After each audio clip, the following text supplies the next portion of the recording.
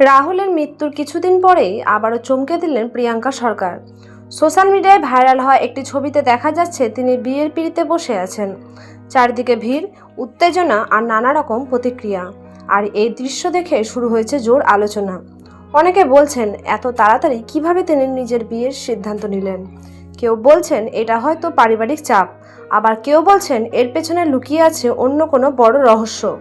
এমনকি কিছু নেতৃস্থানীয় ব্যক্তির মধ্যেও নাকি এই বিষয়টি নিয়ে নানা মতামত ছড়িয়ে পড়েছে। কেউ এটাকে ব্যক্তিগত বিষয় বলে এড়িয়ে যাচ্ছেন, আবার কেউ বলছেন বিষয়টা এত সহজ নয়। কিন্তু এই সব কথার ভিড়ে আসল সত্যিটা অনেকে জানেন না।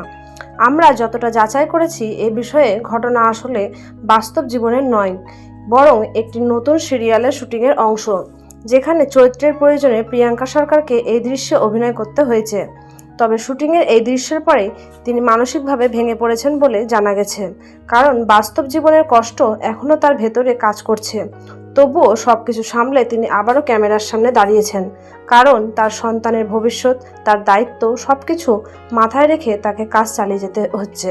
তাই এই ভাইরাল ছবিটা দেখে বিভ্রান্ত না হয়ে আসল সত্যিটা জানা খুবই জরুরি।